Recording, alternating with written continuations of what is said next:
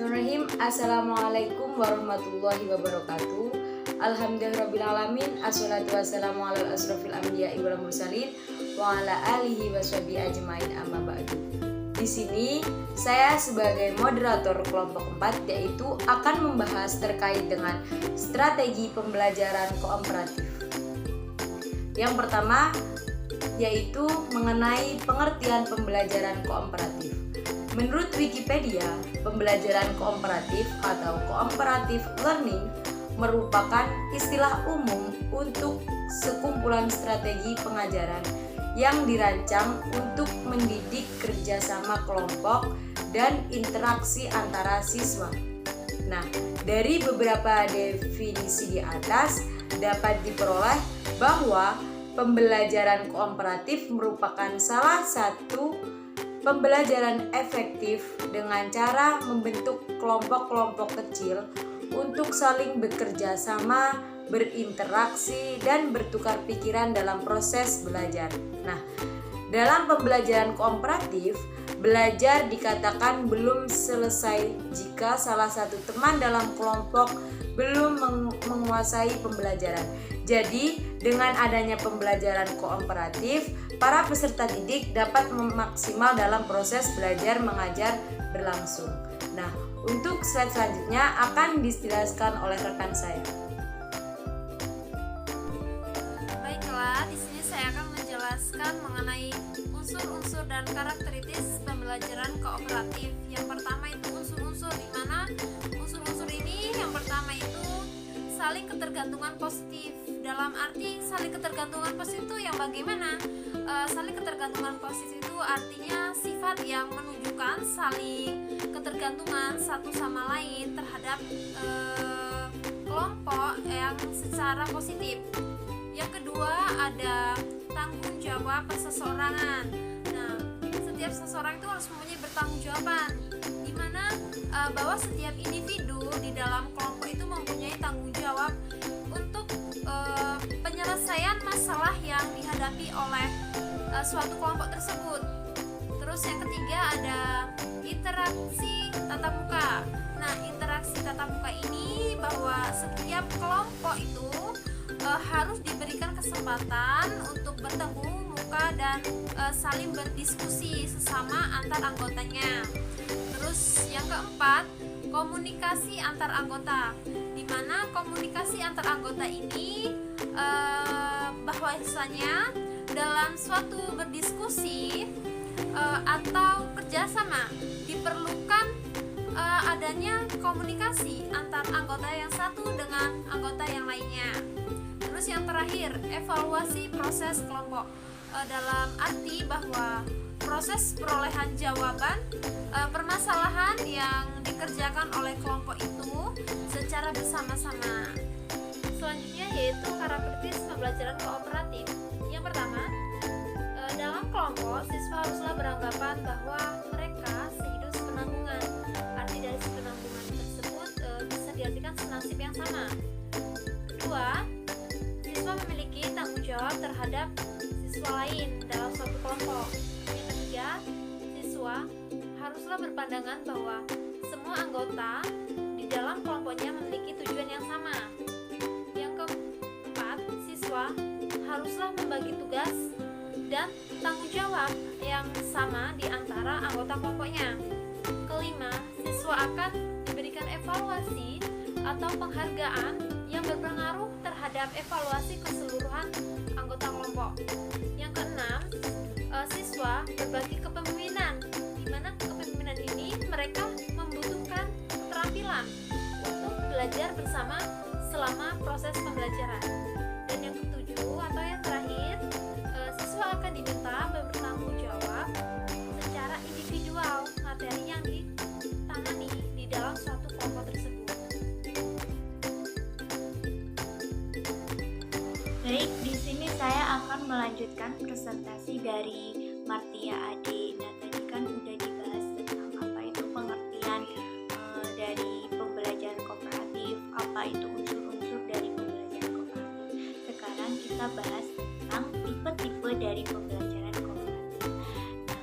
Nah, di sini ada 8 tipe dari pembelajaran kooperatif. STD atau Student Team Achievement Division. Nah, pembelajaran kooperatif tipe ini dikembangkan oleh Robert Salvin dan teman-temannya di Universitas Johns Hopkins. Nah, pembelajaran tipe ini merupakan pembelajaran kooperatif yang paling sederhana dan merupakan pembelajaran kooperatif yang cocok digunakan oleh guru yang baru menggunakan pembelajaran kooperatif. Nah, pembelajaran kooperatif tipe ini terdiri dari 5 tahapan. Yang pertama itu ada presentasi kelas, di mana materi pembelajaran dipresentasikan oleh guru dengan menggunakan metode pembelajaran. Nah, siswa mengikuti presentasi guru dengan seksama sebagai persiapan untuk mengikuti tes berikutnya. Yang kedua itu ada kerja kelompok. Kerja kelompok terdiri dari 4-5 orang. Dalam kegiatan kelompok ini, para siswa bersama-sama mendiskusikan masalah yang dihadapi, membandingkan jawaban atau memperbaiki miskonsepsi. Nah, kelompok diharapkan bekerja sama dengan sebaik-baiknya dan saling membantu dalam memahami materi. Yang ketiga itu ada tes. Nah, setelah kegiatan presentasi dan kegiatan kelompok, siswa diberikan tes secara individual dalam menjawab tes. Siswa diperkenankan saling membantu. Yang keempat itu ada peningkatan skor individu, di mana setiap anggota kelompok itu diharapkan mencapai skor tes yang tinggi, karena skor ini akan memberikan kontribusi terhadap peningkatan skor rata-rata kelompok. Nah, yang kelima itu ada penghargaan kelompok, di mana kelompok yang mencapai rata-rata skor tertinggi akan diberikan penghargaan. Nah, yang kedua itu ada tipe Think Pair Share. Nah, Think Pair Share merupakan salah satu tipe pembelajaran kooperatif yang dikembangkan oleh Frank Lightman dari Universitas Maryland pada tahun 1985. Nah, Think Pair Share ini memberikan kepada para siswa waktu untuk berpikir dan merespon serta saling bantu satu sama lain. Nah, sebagai contohnya itu, guru baru saja menyelesaikan suatu kajian pendek atau para siswa telah selesai membaca suatu tugas. Nah, selanjutnya guru meminta kepada para siswa untuk menyadari secara serius mengenai apa yang telah dijelaskan oleh guru atau apa yang telah dibaca oleh mereka. Nah, tahapan pembelajaran kooperatif tipe Think Pair Share ini ada 3. Yang pertama itu berpikir atau think. Nah, guru mengajukan pertanyaan atau isu yang terkait dengan pelajaran. Nah, dan siswa diberi waktu untuk memikirkan pertanyaan atau isu tersebut secara mandiri. Yang kedua itu berpasangan, pair. Guru meminta para siswa untuk berpasangan dan mendiskusikan mengenai apa yang telah dipikirkan. Interaksi selama periode ini dapat menghasilkan jawaban bersama. Jika suatu pertanyaan telah diajukan atau penyampaian ide bersama, jika suatu isu khusus telah diidentifikasi, biasanya guru mengizinkan tidak lebih dari 4 atau 5 menit untuk berpasangan. Yang ketiga itu berbagi, share. Pada langkah akhir, guru meminta pasangan-pasangan tersebut untuk berbagi atau bekerja sama dengan kelas secara keseluruhan mengenai apa yang telah mereka bicarakan. Nah, pada langkah ini akan menjadi efektif jika guru berkeliling kelas dari pasangan satu ke pasangan yang lain, sehingga 1/4 atau setengah dari pasangan-pasangan tersebut memperoleh kesempatan untuk melapor. Nah, yang ketiga itu ada tipe jigsaw. Nah, Arendt pada tahun 1997 dalam bukunya menyimpulkan bahwa pembelajaran kooperatif tipe jigsaw adalah suatu tipe pembelajaran kooperatif yang terdiri dari beberapa anggota dalam satu kelompok yang bertanggung jawab atas penguasaan bagian materi belajar dan mampu mengajarkan materi tersebut kepada orang lain dalam kelompoknya. Nah, model pembelajaran kooperatif tipe Jigsaw merupakan model pembelajaran kooperatif di mana siswa dalam kelompok kecil yang terdiri dari 4-6 orang secara heterogen dan bekerja sama saling ketergantungan yang positif dan bertanggung jawab atas ketuntasan bagian materi pelajaran yang harus dipelajari dan menyampaikan materi tersebut kepada anggota kelompok. Baik, selanjutnya saya akan melanjutkan presentasi dari rekan Rini Larasati mengenai tipe pembelajaran kooperatif, yaitu selanjutnya ada tipe NHT atau Number Heads Together. Pada model pembelajaran ini dikembangkan oleh Spencer Kagan. Teknik ini memberi kesempatan kepada siswa untuk saling membagikan ide-ide dan pertimbangan jawaban yang paling tepat. Selain itu, teknik ini mendorong siswa untuk meningkatkan semangat kerja sama mereka. Adapun langkah-langkah model pembelajaran kooperatif NHT ini antara lain: yang pertama, siswa dibagi dalam kelompok. Setiap siswa dalam setiap kelompok mendapatkan nomor. Selanjutnya, guru memberikan tugas dan masing-masing kelompok mengerjakannya. Kelompok mendiskusikan jawaban yang benar dan memastikan tiap anggota kelompok dapat mengerjakan atau mengetahui jawabannya. Guru memanggil salah satu nomor siswa dan nomor yang dipanggil melaporkan hasil kerjasama mereka. Kemudian yang terakhir, tanggapan dari teman yang lain. Kemudian guru menunjukkan nomor yang lain. Selanjutnya ada tipe GI atau Group Investigation. Pembelajaran kooperatif tipe GI didasari oleh gagasan John Dewey tentang pendidikan yang menyimpulkan bahwa kelas merupakan cerminan masyarakat dan berfungsi sebagai laboratorium untuk belajar tentang kehidupan di dunia nyata yang bertujuan mengkaji masalah-masalah sosial dan antar pribadi. Tahapan-tahapan dalam menerapkan pembelajaran kooperatif GI ini sebagai berikut. Yang pertama ada tahapan pengelompokan atau grouping, yaitu tahap mengidentifikasi topik yang akan diinvestigasi serta membentuk kelompok investigasi dengan anggota tiap kelompok 4-5 orang. Kemudian ada tahap perencanaan atau planning. Tahap planning atau tahap perencanaan tugas-tugas pembelajaran. Pada tahap ini, siswa bersama-sama merencanakan tentang apa yang mereka pelajari, bagaimana mereka belajar, untuk tujuan apa mereka menyelidiki topik tersebut. Selanjutnya ada tahap penyelidikan, yaitu investigation. Tahap investigation yaitu tahap pelaksanaan proyek investigasi siswa. Pada tahap ini, siswa melakukan kegiatan sebagai berikut. Pertama, siswa mengumpulkan informasi, menganalisis data dan membuat simpulan terkait dengan permasalahan-permasalahan yang diselidiki.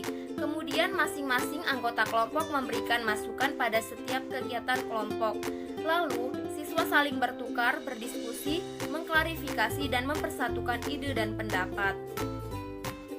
Selanjutnya yaitu ada tahap pengorganisasian atau organizing, yaitu tahap persiapan laporan akhir. Pada tahap ini, kegiatan siswa sebagai berikut. Pertama, anggota kelompok menentukan pesan-pesan penting dalam proyeknya masing-masing. Kemudian anggota kelompok merencanakan apa yang akan mereka laporkan dan bagaimana mempresentasikannya. Lalu, wakil dari masing-masing kelompok membentuk panitia diskusi kelas dalam presentasi investigasi. Kemudian selanjutnya ada tahap presentasi atau presenting. Pada tahap presenting yaitu tahap penyajian laporan akhir. Kegiatan pembelajaran di kelas pada tahap ini adalah sebagai berikut. Pertama, penyajian kelompok pada keseluruhan kelas dalam berbagai variasi bentuk.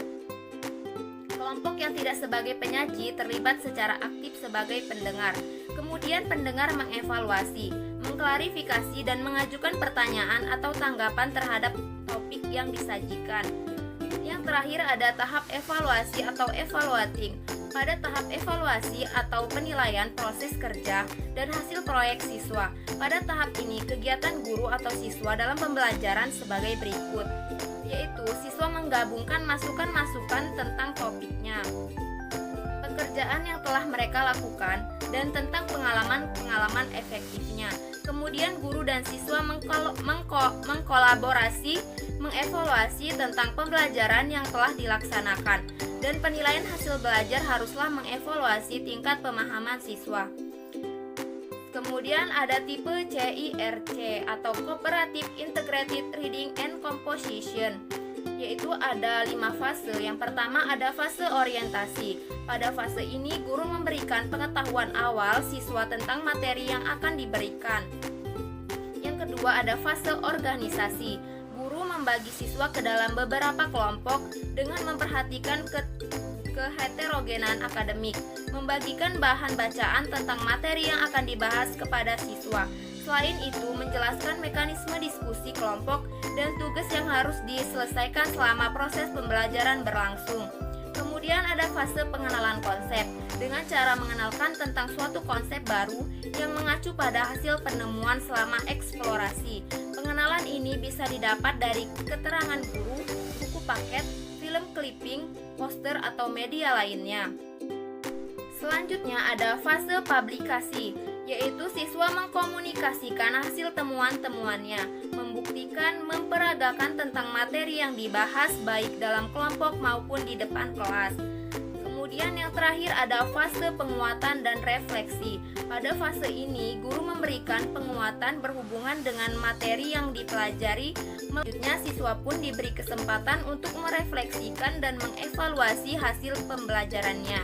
Sekian, terima kasih. Selanjutnya akan dilanjutkan oleh rekan saya. Baik, di sini saya Cika Merlisa Tamara ingin melanjutkan presentasi selanjutnya, yaitu yang G, tipe make a match atau membuat pasangan. Langkah-langkah penerapan metode make a match sebagai berikut. Yang pertama, guru menyiapkan beberapa kartu yang berisi beberapa konsep atau topik yang cocok untuk sesi pemilihan. Satu bagian kartu soal dan bagian yang lainnya kartu jawaban. Lalu yang kedua, setiap siswa mendapatkan sebuah kartu yang bertuliskan soal atau jawaban. Lalu yang ketiga, setiap siswa memikirkan jawaban atau soal dari kartu yang dipegang. Lalu selanjutnya yang keempat, setiap siswa mencari pasangan kartu yang cocok dengan kartunya. Lalu yang kelima, setiap siswa yang dapat mencocokkan kartunya sebelum batas waktu diberi poin. Lalu yang keenam, jika siswa tidak dapat mencocokkan kartunya dengan kartu temannya atau tidak dapat menemukan kartu soal atau kartu jawaban, akan mendapatkan hukuman yang telah disepakati bersama. Lalu yang ketujuh, setelah satu babak, kartu dikocok lagi agar tiap siswa mendapatkan kartu yang berbeda. Dan sebelumnya, demikian seterusnya. Lalu yang kedelapan, siswa juga bergabung dengan 2 atau 3 siswa lainnya yang memegang kartu yang cocok. Lalu yang kesembilan, guru bersama-sama dengan siswa membuat kesimpulan terhadap materi pelajaran. Lalu selanjutnya di sini ada H, yaitu tipe to take to try atau langkah-langkah pelaksanaan model pembelajaran kooperatif tipe to take to try seperti yang diungkapkan antara lain. Yang pertama, guru membagi siswa dalam beberapa kelompok yang setiap kelompoknya terdiri dari 4 siswa. Kelompok yang dibentuk pun merupakan kelompok heterogen seperti pada pembelajaran kooperatif tipe to stay to try yang bertujuan untuk memberikan kesempatan pada siswa untuk saling membelajarkan dan saling mendukung.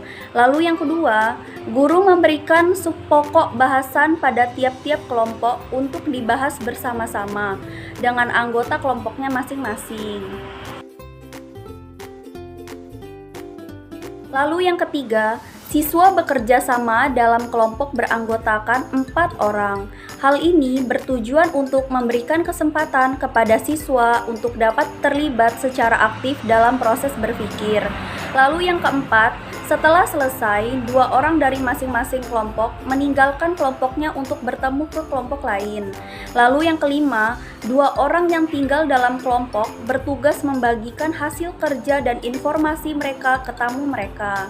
Lalu yang keenam, tamu mohon diri dan kembali ke kelompok mereka sendiri dan melaporkan temuan mereka dari kelompok lain. Lalu yang ketujuh, Kelompok mencocokkan dan membahas hasil-hasil kerja mereka. Lalu yang terakhir, masing-masing kelompok mempresentasikan hasil kerja mereka. Selanjutnya adalah kelebihan dan kekurangan dari pembelajaran kooperatif. Keunggulan pembelajaran kooperatif yang pertama, melalui model pembelajaran kooperatif, siswa tidak menggantungkan kepada guru, tetapi dapat menambah kepercayaan kemampuan berpikirnya sendiri, menemukan informasi dari berbagai sumber, dan belajar dari siswa yang lain. Yang kedua, model pembelajaran kooperatif dapat mengembangkan kemampuan mengungkapkan ide atau gagasan dengan kata-katanya secara verbal dan membandingkan dengan ide orang lain. Yang selanjutnya, model pembelajaran kooperatif dapat membantu siswa untuk menghargai orang lain dan menyadari akan segala keterbatasan serta menerima segala perbedaan. Kelemahan model pembelajaran kooperatif. Yang pertama, guru harus mempersiapkan pembelajaran secara matang. Di samping itu, memerlukan lebih banyak tenaga, pemikiran, dan waktu. Yang kedua, agar proses pembelajaran berjalan dengan lancar, maka dibutuhkan dukungan fasilitas, alat, dan biaya yang cukup memadai. Dan yang ketiga, selama kegiatan diskusi kelompok berlangsung, ada kecenderungan topik permasalahan yang dibahas meluas sehingga banyak yang tidak sesuai dengan waktu yang telah ditentukan. Sekian presentasi dari kelompok kami, kurang dan lebihnya kami mohon maaf. Saya akhiri. Wassalamualaikum warahmatullahi wabarakatuh. Cukup sekian presentasi dari kelompok 4, yaitu terkait dengan strategi pembelajaran kooperatif. Jika banyak salah, saya mohon maaf, dan kepada Allah saya mohon ampun. Ihdinas siratal mustaqim. Wallahumma fiqil aqwamit thariq. Wassalamualaikum warahmatullahi wabarakatuh.